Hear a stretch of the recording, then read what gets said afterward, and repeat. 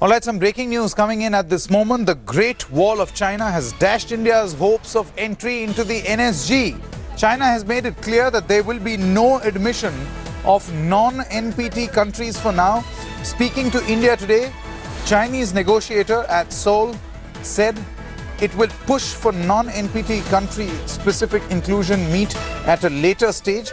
He added that NPT criterion is a matter of principle and applies even to Pakistan despite it being a close ally. Smita Sharma as well as Anand Krishnan now join us. Smita, first I want to come to you. So the Chinese negotiator is saying, I don't know what you're talking about. This is not even part of the agenda.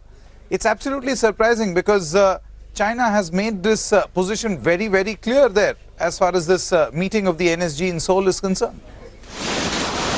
So that's a claim to Wang Chun, who is basically the Director General of the Arms Control Division in the Foreign Ministry on NSG. He's also the chief negotiator for China on the Iran nuclear deal. And, clearly when he says that Indian issues not on the agenda, that's true only for We are going to let your audio and video connection get a little better at this moment because we are getting absolutely broken audio.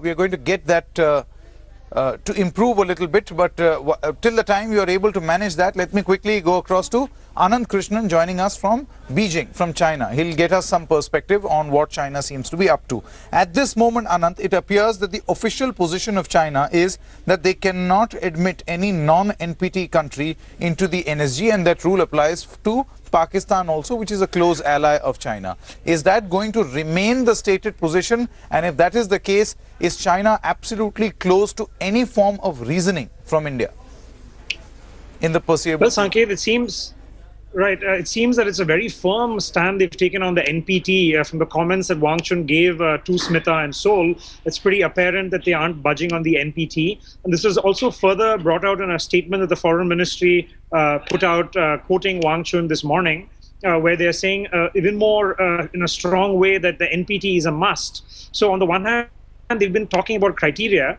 but frankly now they're setting a criteria that's impossible to achieve because India cannot sign the NPT.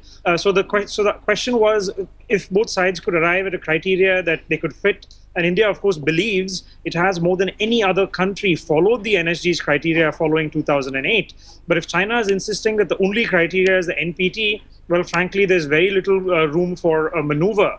And in fact, the comments from China were pretty strong today, saying that they felt that if making an exception for non-NPT countries, they said that the Iranian nuclear deal, which took a lot of effort, as well as the North Korean nuclear crisis talks, which are ongoing, would both be derailed as a consequence of this. So they're saying you make an exception at the NSG and it would have enormous global ramifications. So it seems they're very unwilling to sort of budge from this NPT position. Anand, do stay on with us now. Smita, that is the greatest worry, at this moment. This clubbing of India with Pakistan, saying or predicting doomsday scenario if India were to be included in the nuclear suppliers group. Obviously, exceptions are not something which have not happened in the NSG earlier. So why is China saying that there is a problem with an exception this time around?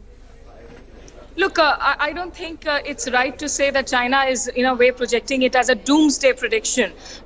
China is, of course, making this as an issue of principle, and it's not China alone. Yesterday also we reported, despite the government claims, which said that there was a consensus -1, China was the only stumbling block. We did report on India today that there were other countries too, including Austria, Ireland, New Zealand, and today we learned that even Switzerland, according to sources, despite all that meeting with Narendra Modi, he actually taking that last-minute stopover on his way to US, that they still consider NPT to be a principled issue, and that needs to be considered. At the moment, the countries that are signatories to NPT, like Namibia, it's their membership which is being discussed. Now, China is wrong when it says that the India issue did not come up. Yesterday at the plenary, yes, India was not listed, but India did have the support of voices like Japan, US, UK, France, Germany, Hungary, that asked for a discussion, which is why we saw that special session convene in the evening, continue for 3 hours. Himalayas through the night, continue, of course, restart this morning as well. But there, the question remained about the technical, in fact, consequences of including a non-nuclear proliferation treaty signatory country. So clearly, well, China is playing its card, but it's there are other countries who think that, South Korea at the moment is the chairman. If you see the comments of the Korean chair yesterday, the foreign minister, something we had indicated, of the 16 pages of speech, 15 pages were actually about North Korea's clandestine program, about the Iranian nuclear deal. There was only one paragraph that talked about the need to strengthen the NSG through expansion of its membership and by trying to emerge a consensus on the issue. So clearly, there are stumbling blocks that India needs to realize, and perhaps New Delhi should also, in a way lower. And this kind of hoopla that has been built, that yes, we will get through, Sushma Swaraj coming on the record saying that will be an NSG consensus, hopefully, and nobody will break the consensus. This is going to be a long haul and nothing to lose heart about, but perhaps not something that India should also try and create a lot of hype about at the moment. Absolutely. Politically gambling a lot moment, on the issue. At this moment,